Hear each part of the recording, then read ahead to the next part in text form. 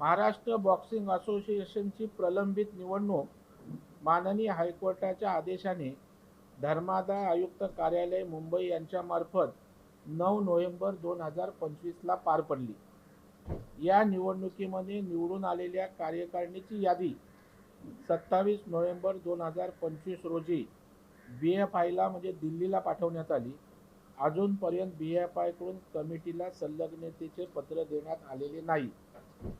Maharashtra boxing संघटनेच्या सद्यस्थितीबद्दल आपल्या मनात जे संभ्रम आहेत त्याबद्दल मी खुलासा तपशीलवार करतो. महाराष्ट्र बॉक्सिंग संघटनेची निवडणुकीचा कार्यकाळ दिनांक 29 डिसेंबर 2022 रोजी संपुष्टात येण्यापूर्वी झाली नाही व त्यानंतर BFI तर्फे नेमण्यात आलेल्या रिव्ह्यू कमिटीने सुद्धा निवडणूक घेण्यासाठी काहीच हालचाल केली नाही. Reference high court order 14/10/2025 point number 10 ते 14 हे सगळं मी तुम्हाला देणार आहे.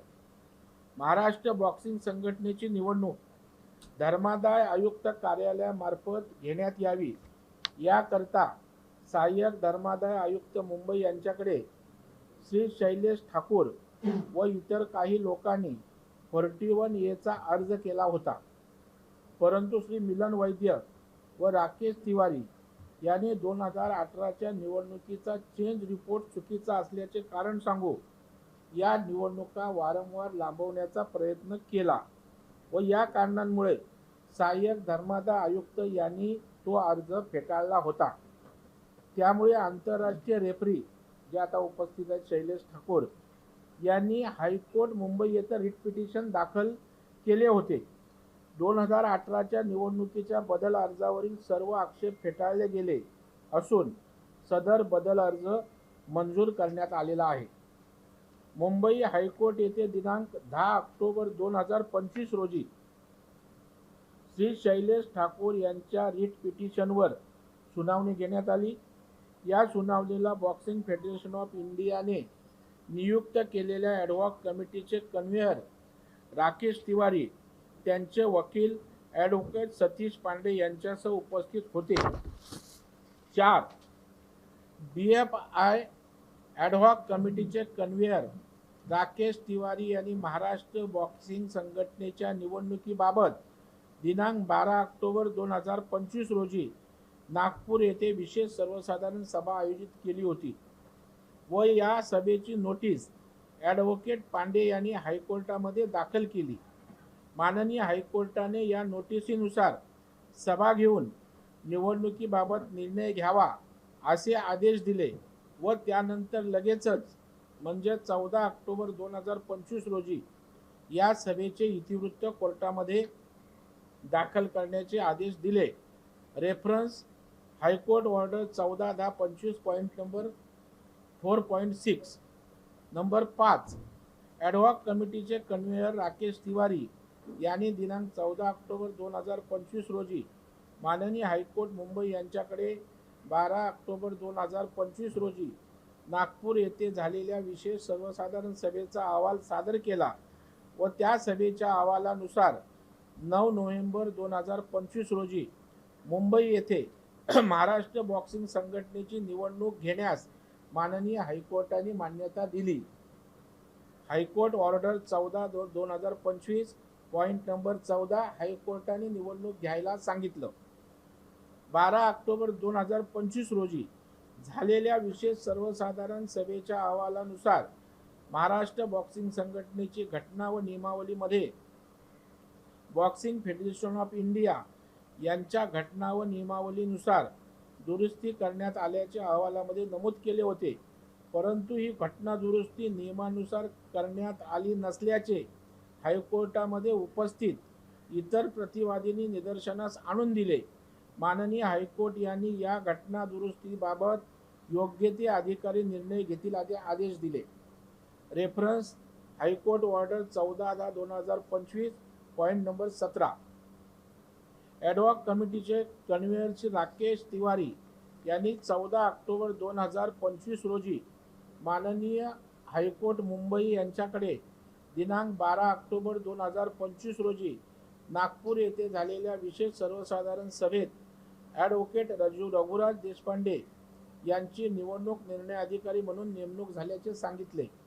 उपस्थित प्रतिवादी यांनी ॲडव्होकेट रघुराज देशपांडे हे एका प्रतिवादी श्री रणजित सावरकर यांचे वकील असल्यामुळे त्यावर आक्षेप घेतला व हायकोर्टाने हा आक्षेप मान्य केला.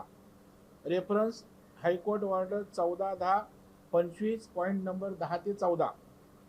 ॲडहॉक कमिटीचे कन्व्हेयर राकेश तिवारी व त्यांचे वकील ॲडव्होकेट सतीश कुमार पांडे यांनी सदर निवडणूक धर्मादाय आयुक्त कार्यालय मुंबई यांच्या मार्फत घ्यावी असे सुचवले. कोण? विरोधक तिवारी यांच्या वकिलांनी व हायकोर्ट येथे उपस्थित सर्वांनी या प्रस्तावाला मान्यता दिली. त्यामुळे धर्मादाय आयुक्त कार्यालय मुंबई यांच्या मार्फत महाराष्ट्र बॉक्सिंग संघटनेची निवडणूक 9 नोव्हेंबर 2025 रोजी घेण्यात यावी असे आदेश माननीय मुंबई हायकोर्टाने दिले. Reference order 14/10/25 point number 15.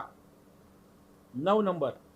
BFI ad hoc कमिटीचे कन्व्हेयर राकेश तिवारी यांनी निवडणुकीकरता मतदार यादीमध्ये त्यांचे नाव नोंदवले. त्या मतदार यादीत त्यांचं नावही येतं व ते नाव निवडणुकीच्या अंतिम मतदार यादीत कायम होते. संदर्भ निवडणूक निर्णय अधिकारी उपधर्मादाय आयुक्त मुंबई यांनी दिनांक 4 व 5 नोव्हेंबर 25 रोजी प्रसिद्ध केलेली मतदार यादी. BFI ॲडहॉक कमिटीचे कन्व्हेयर राकेश तिवारी व सदस्य कॅप्टन गोपाल देवांग यांनी निवडणुकीच्या वेगवेगळ्या पदांकरता उमेदवारी अर्ज देखील भरले होते. या निवडणुकीत प्रक्रियेत आले होते. संदर्भ निवडणूक निर्णय अधिकारी उपधर्मादाय आयुक्त मुंबई यांनी दिनांक 6 व 7 नोव्हेंबर रोजी प्रसिद्ध केलेली उमेदवारांची यादी तसेच त्यानंतर निवडणुकीच्या मतदान पत्रिकेवर सुद्धा त्यांची नावे आहेत.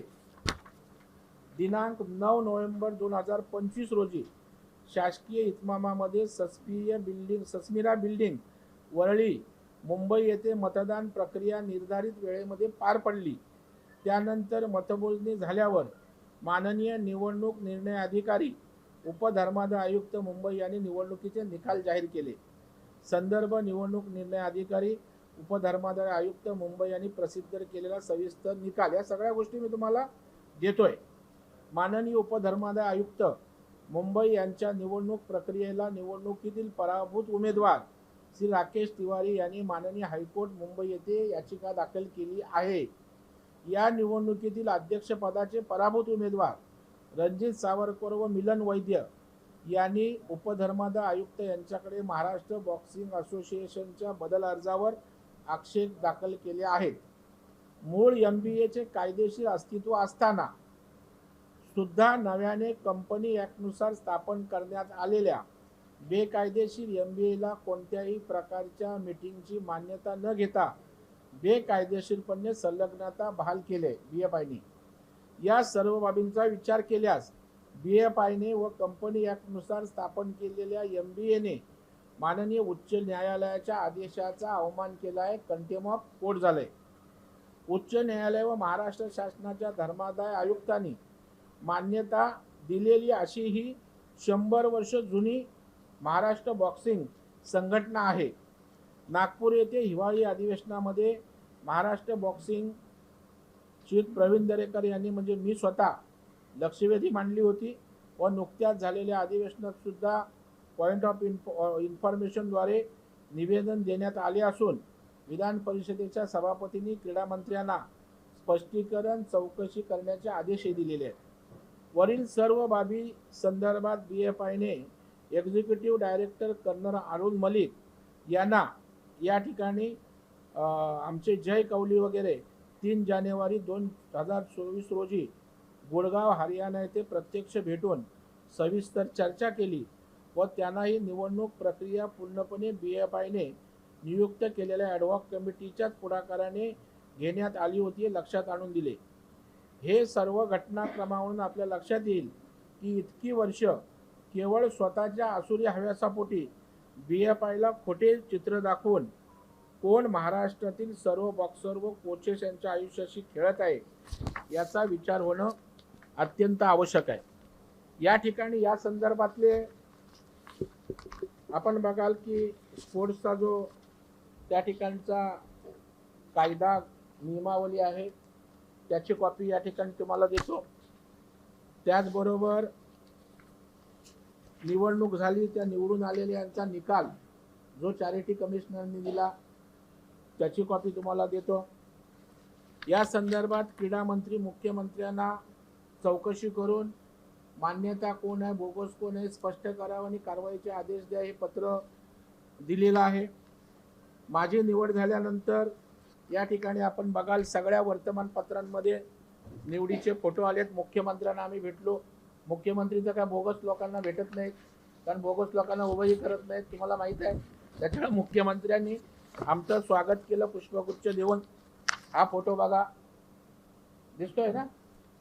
त्याचबरोबर मुख्यमंत्र्यांनी सगळ्या आमच्या पदाधिकाऱ्यांबरोबर फोटो त्या ठिकाणी काढले. निवडून आलेल्या वेगवेगळ्या वर्तमानपत्रांनी बॉक्सिंग असोसिएशनचा याचा निकाल घेतला. सर्व राज्यातल्या प्रतिनिधींची बैठक, जे सभासद आहेत, बाकी सगळ्या वर्तमानपत्रांच्या या मी अध्यक्ष झाल्याचं मुख्यमंत्र्यांनी केलेलं कौतुक.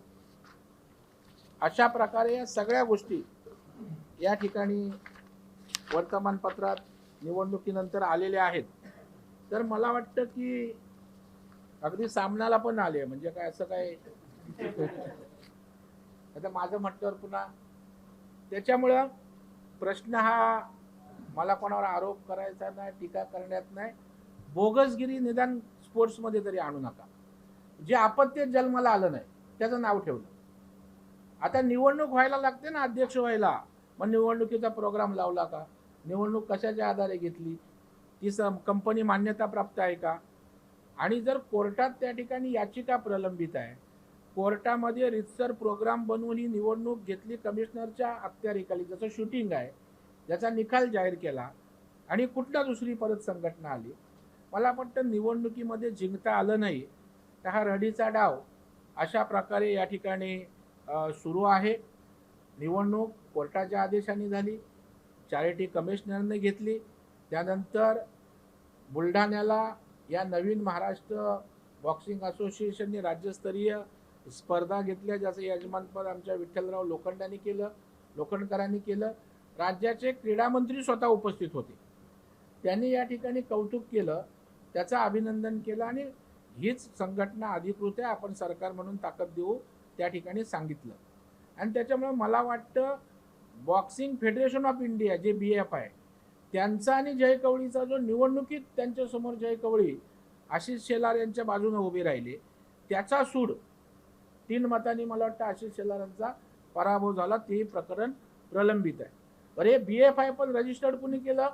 जय कवळीने केलं, दादरला केलं. त्याचाही निर्माता जय कवळी आहे. फक्त निवडणुकीत ते अजय सिंग नावाचे केंद्रीय जे BFIचे अध्यक्ष आहेत त्यांच्या विरोधात निवडणूक लढवली आणि महाराष्ट्र त्यावेळेला स्वाभाविकपणे आशिष शेलार असल्यामुळे आशिष शेलारांच्या बाजूने उभा राहिला आणि त्याच्यामुळे ती दुश्मनी त्या ठिकाणी आमचं ऐकलं नाही, आमच्या विरोधात काम केलं, त्याचा हा सगळा परिणाम आहे. आणि त्याच्यामुळे निवडून आलेल्या आमच्या बॉक्सिंग फेडरेशनला सुद्धा केंद्रात मान्यता दिली नाही. आम्ही केंद्रीय क्रीडा राज्यमंत्री रक्षाताई खडसेंना भेटलो. त्यांनी त्या ठिकाणी त्यानंतर मनसुखभाई मांडवीय जे स्पोर्ट्स मिनिस्टर आहे त्यांनी त्यांचे कारनामे मला सांगितले. बोललो तुमची बाजू योग्य आहे, तुम्हाला त्या ठिकाणी ॲपिलेशन देऊ, नाहीतर कारवाई करू. त्याच्यामुळं हा सगळा बोगस एका दिवसात अध्यक्ष झाला, एका दिवसात कमिटी झाली. अशी जादू आहे काय कुठली? आता पत्रकार संघाचा अध्यक्ष करायचा आहे, मी लिहून देईन का गिरीश गायकवाड यांचे पत्रकार संघाच्या अध्यक्षपदी? त्याच्यासाठी निवडणूक व्हावी लागते, कमिटी यावी लागते. कमिटी आल्यावर पदाधिकाऱ्यांची प्रोसेस आहे ना.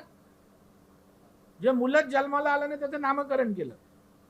त्याच्यामुळे मला वाटतं हा फ्रॉड आहे. या संदर्भात आम्ही FIR दाखल करण्याबाबत त्या ठिकाणी भूमिका घेणार आहोत. आज sports code of conduct sports आणते ह्याच्यासाठी की 10 अनधिकृत संघटना येतात. आज मागे आम्ही राज्य बॉक्सिंग असोसिएशनच्या वतीनं आम्ही स्पर्धा घेत होतो. ऑलिम्पिकला पाठवण्यासाठी ऑल इंडियाचं ॲफिलिएशन लागतं. ऑल इंडिया आम्हाला ॲफिलिएशन देत नाही. सूड भावनेने महाराष्ट्रातल्या मुलांनी पुढे जायचं नाही का? आणि बोगस कंपनी रजिस्टर करणार, त्याला तुम्ही ॲफिलिएशन देणार आणि या सगळ्या गोष्टीचा पर्दाफाश करणार. मला त्या अध्यक्षपदाचं कौतुक नाही. या सर्व मंडळी त्या क्षेत्रात काम करतात. बॉक्सिंग असोसिएशनमध्ये महाराष्ट्रातली मुलं मुली आल्या पाहिजेत, या भावनेतनं मी काहीतरी करू शकतो, या भावनेत तेवढ्यापुरता माझा रस आहे. पण ह्यांचं दुकान आणि ज्या काही दुनियादारी ह्याच विषयावर चालत होत्या, आणि त्याच्यामुळे मला वाटतं क्रीडासारख्या क्षेत्रात तरी अशा प्रकारचं दळभद्री राजकारण कोणी आणू नये. रीतसर झालेले, बरं निवडणुकीचे फॉर्म भरले, उमेदवाऱ्या केल्या, याचा अर्थ त्या निवडणुकीमधले हे सहभागी लोक होतीत ना. त्याच्यामुळे मला वाटतं की पूर्णपणे बोगस दुसरं फेडरेशन ते स्थापन झालेलं आहे. बोगस प्रकारे अध्यक्षाची नियुक्ती आहे, त्याला कुठलाही कायदेशीर आधार नाही. कंटेम ऑफ कोर्ट झालंय, कारण कोर्टाच्या आदेशाने निवडणूक झाले, कोर्टामध्ये याचिका विरोधकांची प्रलंबित आहे. अशा वेळेला अशा प्रकारचं कृत्य करणं हा त्या ठिकाणी कोर्टाचा सुद्धा अवमान आहे. आणि या संदर्भात त्या फोरमवर आम्ही त्या ठिकाणी कारवाईची मागणी करणार आहोत आणि संबंधितांवर त्या ठिकाणी योग्य कारवाई संदर्भात सांगणार आहोत.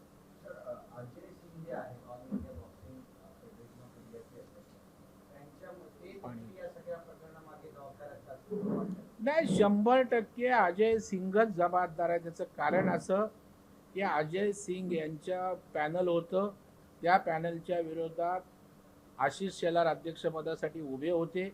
स्वाभाविक महाराष्ट्र असल्यामुळं, महाराष्ट्राचे कॅन्डिडेट असल्यानं जय कवळे आणि महाराष्ट्रातल्या बॉक्सिंग फेडरेशनने त्या ठिकाणी आशिष शेलारांच्या मागे मदत केली.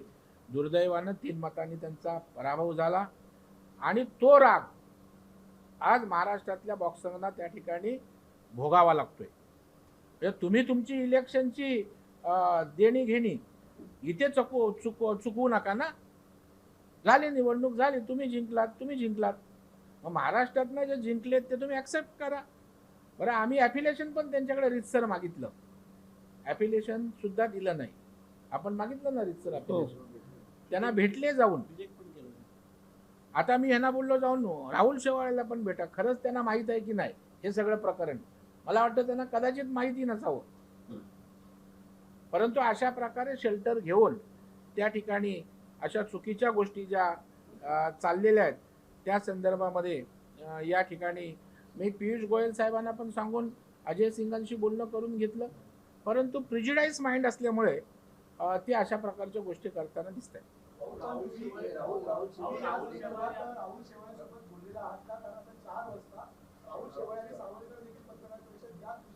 मी राहुल शेवाळे भेटले तेव्हा सांगितलं, राहुल ते चुकीचं आहे, राहुल माझे मित्र आहेत, नीट बघून घे. कारण शेवटी आता त्यांना आपण एका मर्यादेपर्यंत सांगू शकतो. आता हे आमची लोक पण बोललं जाऊन त्यांना ह्यातलं वस्तुस्थिती कदाचित माहीत नसावी, त्यामुळं मी त्यांना सांगितलेलं आहे. आता शेवटी कुठलीही निवडणूक ही निवडून येतं ना, लोक यांचा प्रोग्राम मागा निवडणुकीचा आहे का? कोर्टामध्ये आज आमची निवडणूक झाली, निकाल दिलाय, एकाच वेळेला 2 परत निवडणूक होते का? आता आमची निवडणूक झाली, रितसर निवडून आलो. त्याच्यामुळे महाराष्ट्रातल्या बॉक्सरना याचा त्रास भोगायला लागतोय. कारण ऑल इंडिया स्तरावर खेळायचं तर ऑल इंडियाची मान्यता लागते ॲफिलिएशन, ते जाणीवपूर्वक महाराष्ट्राला देत नाहीत. आणि महाराष्ट्र असं काही खपवून घेणार नाही ना. हा काय आमचं उदरनिर्वाहाचं साधन नाही आहे बॉक्सिंग असोसिएशन.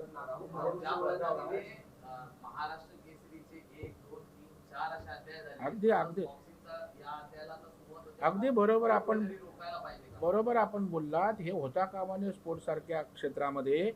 आता महाराष्ट्र सरकार सुद्धा स्पोर्ट्स कोड ऑफ कंडक्ट आणते.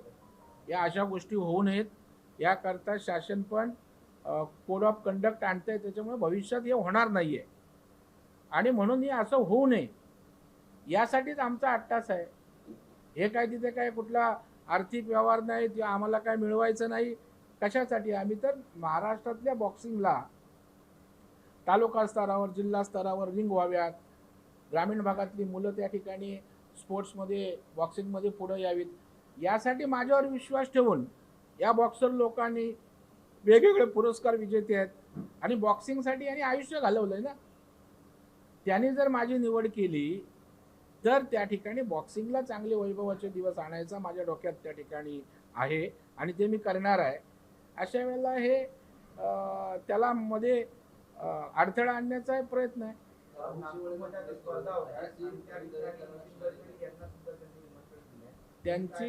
त्यांचे कसं आहे, चोराला पळवाट काढायला लागतात खूप. आता तिकडे कोणाला तरी बोलवून आमचं अधिकृत आहे हे दाखवण्याचा केविलवाना प्रयत्न आहे. बरं, ही गोष्ट माननीय मुख्यमंत्र्यांना नीट माहीत आहे. निवडणूक लढवण्यापूर्वी माननीय मुख्यमंत्र्यांच्या कानावर घातलं होतं आणि निवडून आल्यावर मुख्यमंत्र्यांचा आशीर्वाद घ्यायला गेलो होतो. त्याच्यामुळे आमची जी गोष्ट आहे ती लपून छपून नाही केली ना. हे एका दिवसात त्या ठिकाणी उगवले अध्यक्ष, डायरेक्ट पदाधिकारी झाले. असं कुठे होतं का जगावाला?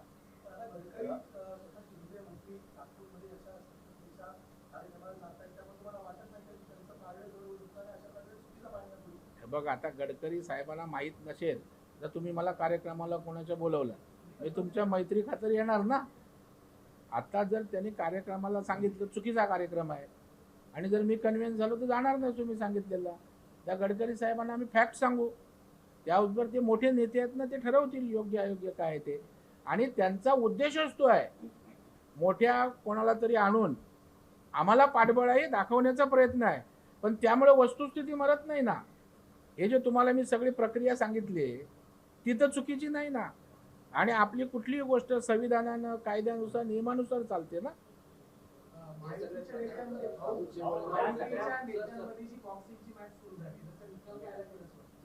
निकाल लागलेला ऑलरेडी निवडणूक होऊन.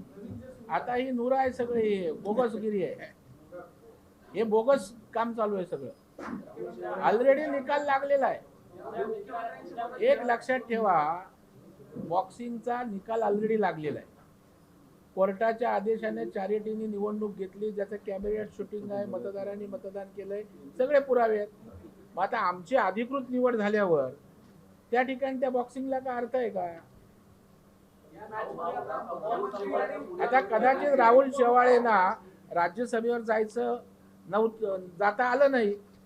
मग त्यांना वाटलं महाराष्ट्र बॉक्सिंग असोसिएशन आहे तर चला त्या निमित्तानं तरी दिल्लीत BFI संबंध साधता येईल. दिल्लीतलं त्यांचं जाय करायला बरी राहील.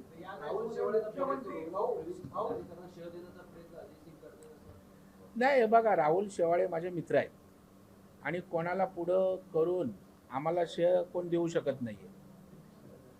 आम्ही कुठलीही गोष्ट विचारांती करतो, प्रामाणिकपणे करतो. मी ज्या क्षेत्रात आलोय ते बॉक्सर लोकांना, त्या संघटनेत काम केलेल्या लोकांना त्या ठिकाणी मी हवा होतो म्हणून आलेलो आहे. आणि श्रेय मी देऊन असे काय दिल्ली थोडे आम्हाला इकडे श्रेय देऊन हे करणार.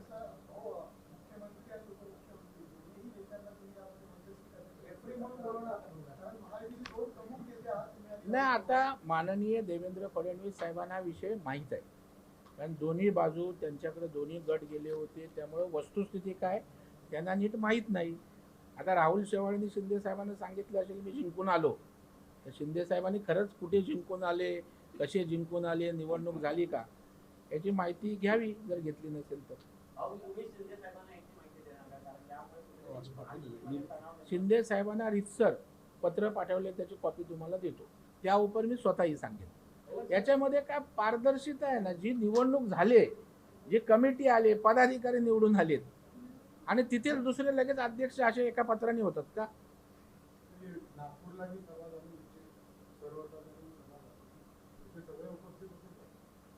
कुठले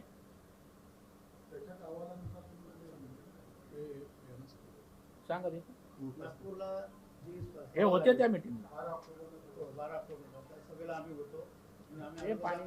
कोर्टाचा आदेश होता, त्यामुळे आम्ही त्या सभेमध्ये उपस्थित राहिलो आणि त्या सभेमध्ये 9 तारीख इलेक्शनची ठरली आणि इलेक्शनची तारीख ठरते, त्यामुळे आम्ही त्या गोष्टीला विरोध केला नाही आणि त्यानुसार ती मीटिंग पार पडली.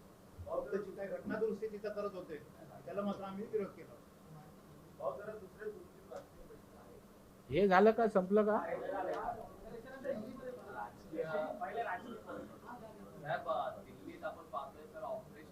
दुसरं, राकेश तिवारी जे आहेत त्यांच्या संदर्भात त्यांनी बोगस सर्टिफिकेट दिलेत.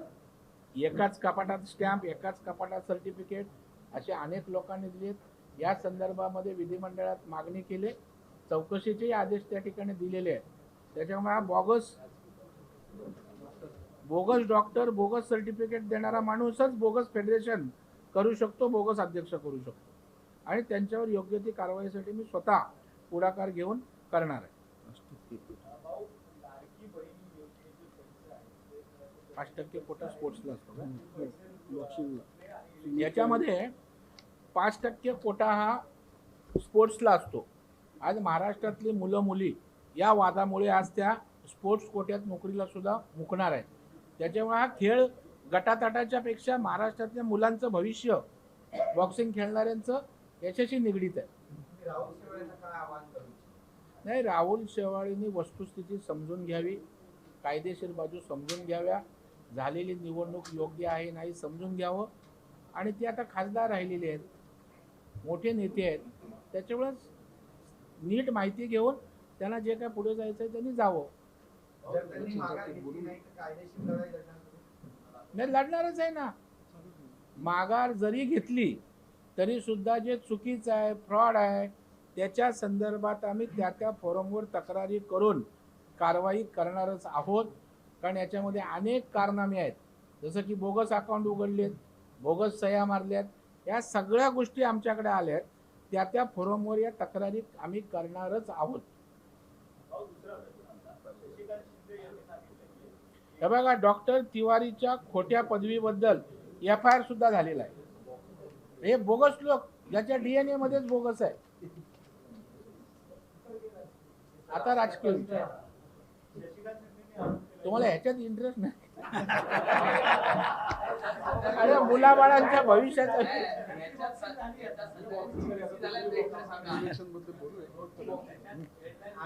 जरा जय कवळी बोलतात, मग पॉलिटिकल. बघा, भारतीय बॉक्सिंग महासंघ ची सुद्धा ज्या वेळेला इलेक्शन झाली, म्हणजे भारतीय बॉक्सिंग प्रॉब्लेम मध्ये आली, महाराष्ट्रच दरवेळेला पुढे आलेला आहे. जसा जो म्हणतात ना की महाराष्ट्र चालवे देशाचा गाडा. आणि त्यामुळे भारतीय बॉक्सिंग महासंघ, महाराष्ट्र बॉक्सिंग हा भारतीय बॉक्सिंगचा कणा आहे, महाराष्ट्र बॉक्सिंग. आणि त्यालाच जर वीक केला तर हे वाटते ते करता येतं. आताची परिस्थिती अशी आहे, कदाचित तुम्हाला माहीत नसेल म्हणून तो सांगतो, भारतीय बॉक्सिंग महासंघ हा पूर्णपणे अध्यक्षांच्या विरोधात गेलेला आहे. त्यांच्या विरुद्ध नो कॉन्फिडन्स मोशन मूव्ह झालेला आहे. हे तुमच्या प्रेसमध्ये सुद्धा आलेलं आहे. या गेल्या 2 महिन्यातल्या गोष्टी आहेत. 4-5 संघटना हायकोर्ट आणि सुप्रीम कोर्टापर्यंत गेलेल्या आहेत आणि त्यांची आता पुढच्या महिन्यामध्ये फायनल हिअरिंगला आहे. ही भारतीय बॉक्सिंग महासंघाची परिस्थिती. आपली परिस्थिती अशी आहे, आपल्या या इलेक्शनमध्ये अख्खा महाराष्ट्र सामील झाला. जे हरले लोक फार कमी, म्हणजे बघा ना, 60 पैकी 43 एका बाजूला, उरलेले लोकांतून काही लोकांनी जाऊन स्वतःची एक बॉडी बनवली आणि आता हे म्हणतात ही बॉडी. आता पहिला विचार करा, त्या बॉडीला मान्यता कोणी दिली? तर एका लेटरने मान्यता आहे. मी पण आपण म्हणजे भारतीय बॉक्सिंग महासंघ हा राज्यांचा बनलेला आहे, बरोबर आहे की नाही? त्यांची एक एक्झिक्युटिव्ह कमिटी आहे, त्यांची एक अॅन्युअल जनरल मीटिंग नावाची प्रकार असते. हा मेंबरशिपचा विषय आहे. ते काही न करता डायरेक्ट त्यांना मान्यता देण्यात आली, ती चॅलेंज करतोच जातो. परंतु या रीतीने लोकशाहीचं पूर्ण मॉकरी, म्हणजे मॉकरी ऑफ अ डेमोक्रेसी होते, की जे हरतात, जे अत्यंत कमी असतात, ती मायनॉरिटी स्वतःची एक बॉडी बनवते आणि म्हणतात आम्ही मेजॉरिटी मध्ये. याच्यामध्ये काय होईल, त्याच्यात वेळ जाईल. अजून 9 वर्षांनी, मी आता 10वं वर्ष पकडतच नाही आणि हे 26 असंच निघून जाईल. 9 वर्षांनी आपलं ऑलिम्पिक आहे आणि आपण असं ग्रासरूट लेवलला भांडू, तर बॉक्सिंग कशी काय पुढे जाणार? महाराष्ट्राचं नुकसान. महाराष्ट्र पुढे जाणार. आणि महाराष्ट्राची जर मुलं आपल्याला इंटरनॅशनल लेवलला पाहिजे असतील, ऑलिम्पिक्समध्ये पाहिजे असतील, तर अशा या 2-2, 3-3 संघटनांनी कसं काय होईल? इलेक्शन आम्ही कोणी ऑर्गनाईज केली नाही, इलेक्शन न्यायालयाने केली, भारतीय म्हणजे महाराष्ट्र शासनाच्या धर्मादाय आयुक्तांनी केली. त्याच्यामध्ये तुम्ही पार्टिसिपेट केलं. एखादी मॅच हरतो ना आपण, हरल्यानंतर सेकंड करायचं आणि पुन्हा टीम म्हणून काम करायला पाहिजे होतं. प्रवीण भाऊंसारखा एक चांगला तडफदार नेता आम्हाला मिळालेला आहे. जे जे काही करायचंय ते एकत्र करू ना आपण. ते न करता असं काहीतरी वेगळी चूक मांडायची गरज नव्हती, असं सगळ्या बॉक्सिंगच्या परिवाराला वाटतं. आणि एवढ्या मोठ्या मताधिक्याने, म्हणजे त्यांनी आता माझं नाव घेतलं सुद्धा, परंतु तसं नाही. लोकांना पटलेलं आहे की वी कॅन डू इट. आमच्यासाठी आम्ही इथपर्यंत आणलं, बॉक्सिंग गावागावात नेलं, सगळी तयारी केली, आम्ही पाया रचला. आता पुढचं गाव एक वेगळा गिअर लागतो, तो गिअर ते चांगला हँडल करतील असा सगळ्यांचा विश्वास आहे. जिल्ह्यातली लोक त्यांच्या बरोबर आहेत. प्रत्येक जिल्ह्यामध्ये एका दुसरा कोणतरी नाराज असतो, अशांना घेऊन संघटना बांधणं आणि नवीन संघटना बनवणं हाच कार्यक्रम त्यांनी केलेला आहे. तर मला वाटतं हे बॉक्सिंगसाठी महाराष्ट्रासाठी अत्यंत दुर्भाग्यपूर्ण असं डेव्हलपमेंट. याच्यामध्ये आता बरेच आरोप प्रत्यारोप होऊ शकतात. रणजित सावरकर पण राहुल चव्हाणांसोबत आहे, ते सुद्धा आरोप करू शकतात की हेच करून सावरकरांकडे आणि अशा पद्धतीने. नाही, हा विषय त्या लेवलला आपण नेऊ नका. सावरकरांवरचं प्रेम अबाधित आहे, निर्विवाद आहे. आणि दुर्दैव आहे की असा जर कोण वापर करणार असेल तर त्याची कुठल्या शब्दात वर्णन करावं, म्हणजे कोणाचा नाव कुठे वापरावं. सावरकर एवढे उत्तुंग व्यक्तिमत्व आहे, तुम्ही अशा बोगसगिरीला नाव जर जोडलं तर तुम्ही सावरकरांचा अपमान करताय. राजकारणासाठी कुठल्याही स्तराला जाऊ नका, ही माझी त्यांना विनंती आहे. राजकीय प्रश्न आहे. म्हणजे आकाश कुलकर विधानभवनात बनावट पास प्रकरण झालं होतं. आकाश कुलकर यांच्या कार्यालयातनं ते 2 कर्मचाऱ्यांनी दिलं होतं आणि त्यामध्ये त्या संदर्भात पैसे देखील घेण्यात आल्याचं पोलीस तपासात समोर आलेलं आहे. त्यामध्ये एकूण आता 7 आरोपींची संख्या झालेली आहे. कसं पाहता या बोगस पास प्रकरणाकडे? कसं पाहता कशाला, याच्यामध्ये विधिमंडळात आदेश दिलेले आहेत, चौकशी सुरू आहे, आरोपी पकडलेले आहेत, कायद्यानुसार योग्य ती कारवाई होईल, यामध्ये काही शंका असेल तर कारण नाही.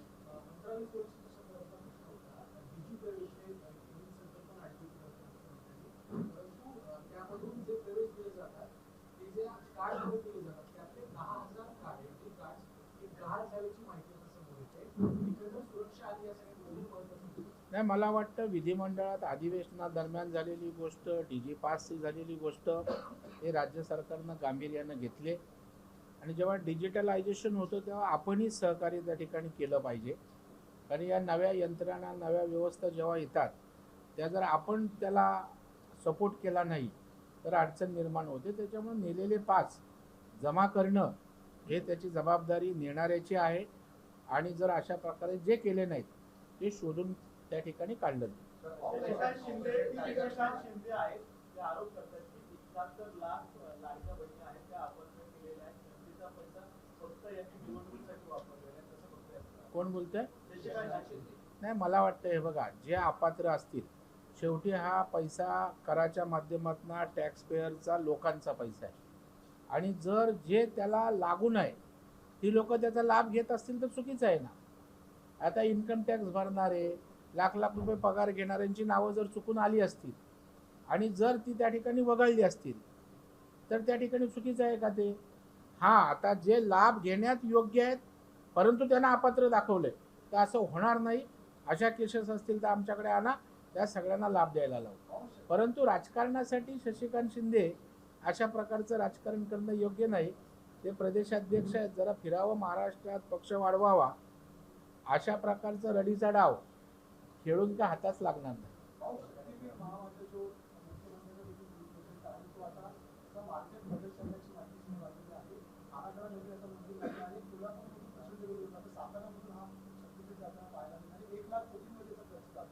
हे सरकार देवाभाऊंचं संवेदनशील आहे. जेव्हा लोक आग्रह असतो, लोकांची मागणी असते, त्या लोकांच्या मागणीला महत्त्व दिलं जातं. आणि त्याच्यामुळे विकासाच्या संदर्भात तिथल्या लोकांशी, यंत्रणांशी बोलून काय पर्यायी मार्ग जर काढला जात असेल तर त्या ठिकाणी लोकसंमतीनं असेल. कारण जेव्हा विकासाचा एखादा ड्रीम प्रोजेक्ट असतो त्यावेळेला मला वाटतं कुणी अडथळे आणू नयेत किंवा तो पूर्णच झाला पाहिजे असं माझं स्वतःचं मत आहे. भाऊ ठाकरेंचे 2 खासदार संजय देशमुख आणि नागेश राशीकर हे शिंदेचे मंत्री प्रतापराव जाधव यांच्या टीकाटिप्पणी त्यामुळे ऑपरेशन टायगर राबवलं जाईल अशी चर्चा आहे. नाही, कसं एखाद्याकडे जेवायला गेलं म्हणजे लगेच टायगर ऑपरेशन असं काय मानायचं कारण नाही. पण होऊ शकत नाही असं पण मी मानत नाही. कारण शेवटी कोणी कुठं जावं जाऊ नये हा त्यांचा विषय आहे. परंतु जेवायला गेलं म्हणजे लगेच टायगर ऑपरेशन एवढा निष्कर्षाप्रत डायरेक्ट येणं मला वाटतं घाईचं होईल.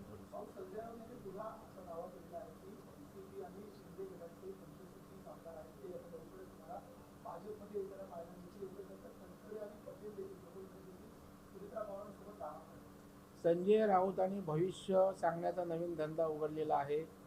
परंतु अनेकदा त्यांनी जे जे भाकीत केलं, भविष्य केलं, ते खोटं ठरलेलं आहे. आता त्यांचं हे भविष्य बघूया आपण काय होतंय ते आता नव्या रोलमध्ये भविष्यकाळाच्यात गेलेले आहेत आणि त्याच्यावर त्यांच्या भविष्याची आपणही वाट बघू काय होतंय ते. सुनेत्रा पवार यांनी पक्षाच्या अध्यक्षपदाची सूचना हाती घेतल्यानंतर आता सुनील तटकरे आणि प्रफुल्ल पटेल यांचं राष्ट्रवादीच्या केंद्रीय निवडणुकाला दिलेल्या पत्रामध्ये त्यांच्या पदाचा उल्लेख नाही, मी दोन्ही मोठे नेते आहेत मात्र राष्ट्रीय अध्यक्ष याकडे मी असं बघतोय, मलाही टी व्हीच्या माध्यमातून माहीत आहे, मला प्रत्यक्ष काय झालं ते माहीत नाही आहे. हा विषय सुनेत्रा ताई पवार यांनाच माहीत असेल आणि त्यांचा पक्षांतर्गत विषय आहे. त्यांनी कुणी पत्र द्यायचं, कुणी द्यायचं नाही, कोणाला ठेवायचं, कोणाला नाही ठेवायचं, मी दुसऱ्या पक्षाचा असल्या कारणानं त्यावर कुठलाही बोलण्याचा मला अधिकार पोचत नाही. तो त्यांचा पक्षांतर्गत मामला आहे. विलीनीकरणाची चर्चा अजून सुरू आहे दोन्ही राष्ट्रवादीच्या. याबाबत महायुतीमध्ये तोही प्रश्न त्या दोन्ही पक्षांचा आहे. आमच्या मध्यस्थी हस्तक्षेपाची बोलण्याची आवश्यकता नाही.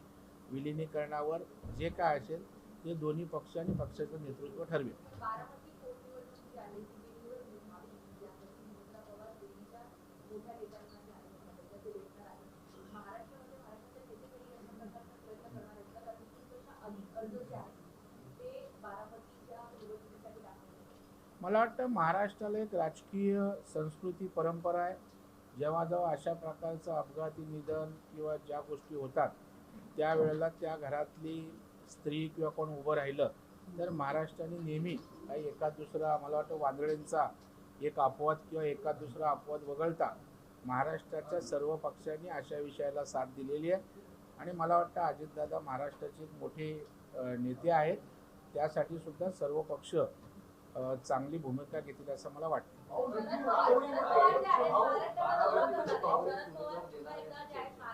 आता काँग्रेस उमेदवार देणार आहे तशी चर्चा आहे, त्यावर मी काय सांगणार? काँग्रेसचंच नेतृत्व सांगू शकेल, कारण त्यांच्या पक्षाचा विषय आहे. पण मला वाटतं की काँग्रेस सहित सगळ्यांनी सुनेत्रा ताईंना समर्थन द्यावं अशी आपली राजकीय संस्कृती परंपरा महाराष्ट्राची आहे. भाजपही भूमिका घेते की बारामतीमध्ये सर्वांनी समर्थन द्यावं, परंतु राहुरीमध्ये भाजप आमदारांचं निधन झाल्यानंतर पोटनिवडणूक शरद पवार गटाकडून उमेदवार उतरण्याची तयारी केली. नाही, मला वाटतं एकमेकांच्या तंगड्यात तंगडी घालून राजकीय स्वार्थ साधण्यापेक्षा मला वाटतं महाराष्ट्राची जी राजकीय संस्कृती परंपरा आहे ती सर्व पक्षांनी जपण्याची आवश्यकता आहे. मग बारामती असो किंवा राहुरी असो. नदीची पाहणी आहे की आज माझी महापौर म्हणणं आहे की मार्चमध्ये आम्ही असताना पाहणी करायची. आता एप्रिल उजाडलेला आहे, 12 दिवसांचा विलंब झालेला आहे. आज त्या प्रकारे म्हणणं आणि दुसरी महत्त्वाची गोष्ट, थोडंच कंत्राटदारांना 2 ते 3 कामं देण्यात आलेली आहेत. म्हणजे दिसायला तरी 4 महिन्यामध्ये प्रत्यक्षात थोडं काम करणार. वराती मागून घोडे नाचवण्याचा किशोरीताई पेडणेकरांचा प्रयत्न आहे. किशोरीताई आपण महापौर होतात मुंबईच्या, आदित्य ठाकरे पालकमंत्री होते, तेव्हा कंत्राटांचं काय झालं, तेव्हा पाहणीचं काय झालं. जरा धीर धरा, आत्ताच आमची सत्ता बसलेली आहे, त्याच्यामुळे काम करू द्या, चांगल्या कामाला सपोर्ट करा. आपण जर चांगलं काम केलं असतं तर आता पाणी करायची पण वेळ आली नसती आणि लोकांनी तुम्हाला पाणीही पाजलं नसतं. तो शेवटचा होता ना, यांचा शेवटचा, तुमचा शेवटचा.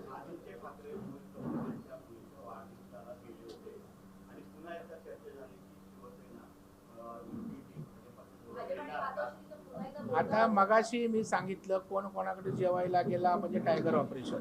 आता कोणाच्या कार्यक्रमाला गेला की लगेच, मला वाटतं एवढं कमकुवत संदर्भ लावणं योग्य नाही.